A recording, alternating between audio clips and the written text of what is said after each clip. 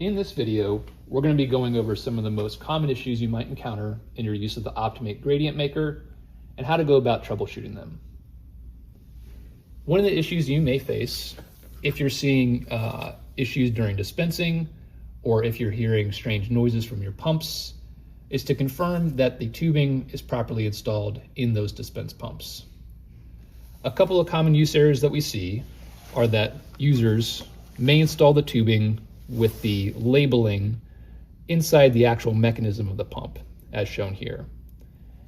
What that can do is cause the rollers to not have a good constant engagement with the tubing, which can lead to dispense issues down the line. Another issue that we see is that users will have the tubing installed too far back into the pumps and not properly seated on the grooves on either side of the pump. And this can cause, once again, the rollers not to be in good contact with that tubing, leading to poor performance when dispensing. To resolve these issues is very straightforward. You simply need to unclamp your pump, readjust your tubing so that the labels are on either opposing side of the dispense pump and that they're properly seated in those grooves. You also want to make sure that you're not stretching the tubing when clamping or pushing it in when clamping so that you have nice constant engagement between the rollers and the tubing during use. Simply clamp down your pump and you're good to go.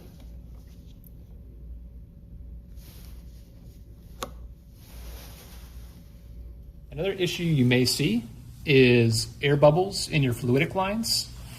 If that's the case and you're observing air in your lines or liquid, a couple things to check and confirm are that all your lure connections between your reagent bottles and your upper fluidics are fully tightened, and that on top of that, your dip tube in your bottle is fully submerged to the bottom of the bottle and not pooling air. The dip tubes are adjustable as necessary and can be retracted and lowered by simply pushing or pulling on said tubing if needed. Another issue you may encounter is if you see droplets forming at the end of your probe and growing or falling off. That could be indicative of an incomplete seal or an air leakage in your system. You may also see this manifest as errors during the calibration process or underfills occurring during your method runs. If you see any of these things, some of the most important things to check are: one, that all of your unused tubing lines are pinched off at the manifold holder and that they are properly clamped, even if they're unused, in each of the dispense pumps. In this particular setup, I'm only using line number 1. And so lines 2, 3, and 4 should all be pinched. In this case, line 2 was not. And lines 2, 3, and 4 should be hooked up in their pumps. In this case, line 2 was not. So I'm going to clamp that.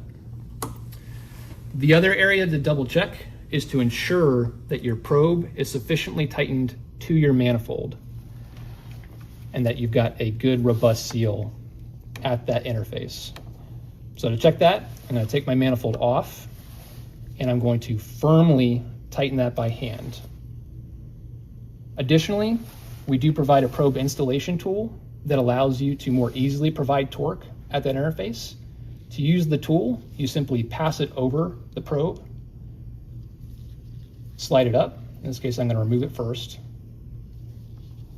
And you can see that the tool itself holds the probe directly as shown.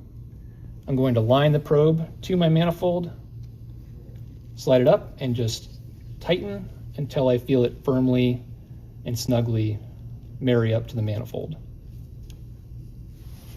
Then I can reinstall my manifold back to the manifold holder and clamp it down, and you should be good to go.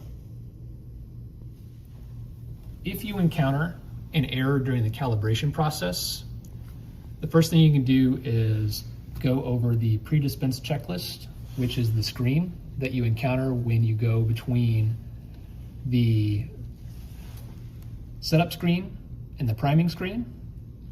So it lists off things we've already talked about in this video, but which I'll repeat here, such as making sure that the dispense probe is firmly tightened to the manifold, that the probe thumb screw is firmly tightened, that you're seated in the grooves of each of the dispense pumps and that they're clamped appropriately, and that lastly, the unused tubing lines are pressed into the notches in that manifold mount.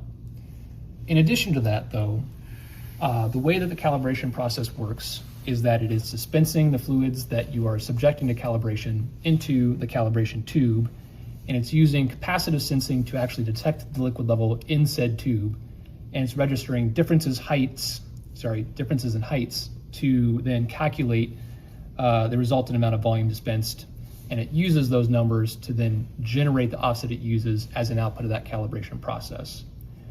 We find that if the calibration tube is not cleaned and dried prior to starting that process, droplets on the surrounding walls of that tube can actually change the profile of the liquid meniscus and affect those measurements, which can result in either the error that we just saw on the screen, or potentially it can affect the values that come out of that calibration process. So it's very important to, as mentioned, both clean, using like a DI water or an ethanol rinse the tube, followed up by drying the insides of the tube out.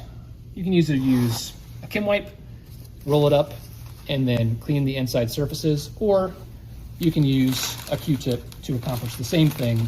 The important thing being to make sure that all droplets are in fact removed from the tube prior to initiating any sort of a calibration run.